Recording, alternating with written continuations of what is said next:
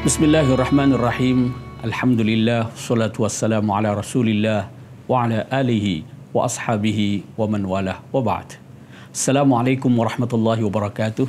Sahabat Abjad yang mudah-mudahan selalu dalam lindungan, rahmat dan maghfirah Allah Subhanahu wa taala.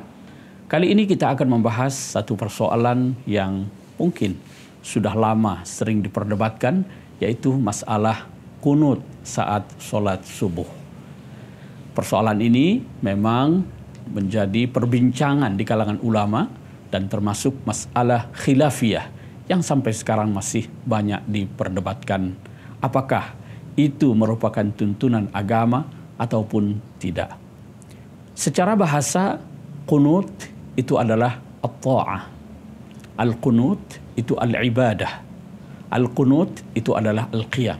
Jadi secara bahasa qunut itu adalah ketaatan. Qunut itu bisa juga bermakna ibadah. Qunut itu bisa juga bermakna berdiri dalam menjalankan ketaatan kepada Allah Subhanahu wa taala. Ada satu hadis yang terkait dengan makna bahasa qunut sebagai berdiri itu adalah afdalus salati, itu adalah tulul qunut. Jadi salat yang paling utama itu adalah yang qunutnya paling panjang. Di sini bukan qunut dalam artian membaca qunut subuh, tetapi yang dimaksud adalah berdiri. Qunut itu bisa bermakna juga ketaatan. Amman huwa qanitun ana al-laili sajidan wa qa'iman. Di sini adalah al-mudawamah fit ta'ah. Selalu konsisten dalam menjalankan ketaatan. Itu secara bahasa. Tetapi secara istilah, qunut itu adalah doa atau bacaan tertentu ya di dalam sholat pada waktu tertentu atau tempat tertentu. Ini nanti akan diperdebatkan ya. Redaksi qunutnya, lalu kapan membacanya. Itu terjadi perbedaan di kalangan ulama. Terkait dengan qunut di waktu subuh saat sholat fajar, itu ada beberapa pandangan ulama. Yang pertama terkait dengan hukumnya. Ada yang mengatakan hukumnya itu adalah sunnah atau mustahabbah. Di kalangan mazhab Maliki dengan Syafi'i, bacaan qunut di waktu subuh itu hukumnya adalah sunnah muakkadah menurut Syafi'i. Menurut mazhab Maliki adalah mustahabbah, sangat dianjurkan. Mereka berdalil dengan sebuah hadis dari Rasulullah sallallahu alaihi wasallam yang mengatakan bahwa qanata Rasulullah sallallahu alaihi wasallam syahran fada'a alaihim thumma taraka. Fa amma fi as-subhi lam yazal qanitan hatta faraqa ad-dunya. Hadis ini terkait dengan kebiasaan Rasulullah sallallahu alaihi wasallam yang waktu itu di saat beliau mendengar ada beberapa sahabatnya yang dianiaya bahkan dibunuh, Nabi melakukan qunut selama 1 bulan. Qanata Rasulullah sallallahu alaihi wasallam syahran. Thumma taraka. Kemudian Nabi meninggalkannya. Dalam qunut itu Nabi mendoakan cilaka untuk mereka yang menganiaya kurang lebih sekitar 70 orang sahabat. Kemudian Nabi meninggalkan. Setelah 1 bulan itu, ada ungkapan fa amma fis subhi falam yazal yaqnut hatta faraqad dunya. Adapun saat subuh, Nabi terus melakukannya sampai meninggal dunia. Inilah hadis yang dipegang oleh ulama mazhab Maliki dan Syafi'i. Menurut Al-Imam An-Nawawi, berdasarkan riwayat ini, maka qunut itu adalah sunnah muakkadah. Kalau ditinggalkan, baik sengaja maupun lupa, itu sholatnya tidak batal, tetapi dia harus melakukan sujud sahwi. Itu di kalangan mazhab Maliki dengan Syafi'i. Walaupun sama-sama mengatakan bahwa qunut di waktu subuh itu adalah sunnah Rasulullah sallallahu alaihi wasallam dan sangat dianjurkan untuk dilakukan, tetapi ada perbedaan antara mazhab Maliki dengan Syafi'i dalam membacanya. Kapan itu dilakukan? Dalam mazhab Maliki, qunut itu dibaca pada rakaat yang kedua setelah membaca surah tanpa diselingi dengan takbir.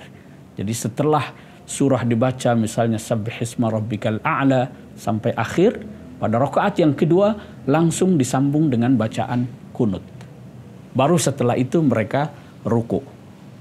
Di dalam mazhab Syafi'i, ruku atau kunut itu dibaca saat i'tidal ar-rak'ah ats-tsaniyah. Saat i'tidal, bangun dari ruku, lalu kemudian berdiri membaca kunut pada rakaat yang kedua. Jadi ada perbedaan tempat membaca kunut antara setelah membaca surah seperti dilakukan oleh ulama mazhab Maliki ataupun setelah ruku pada rakaat yang kedua. Dalam pandangan mazhab Hanafi dan Hambali, kunut itu tidak perlu dilakukan saat sholat subuh, ya, karena mereka berpandangan bahwa kunut itu dilakukan oleh Rasulullah Sallallahu Alaihi Wasallam saat terjadi peristiwa yang menyakitkan bagi umat Islam atau yang disebut dengan an-nawazil. Oleh karena itu saat sholat subuh tidak perlu dilakukan karena Nabi melakukannya hanya 1 bulan. Setelah itu ditinggalkan. Ini yang menjadi pegangan madhab Hanafi yang mengatakan bahwa kunut itu memang pernah dilakukan oleh Rasulullah tapi kemudian ditinggalkan. Atau dengan kata lain mensuh.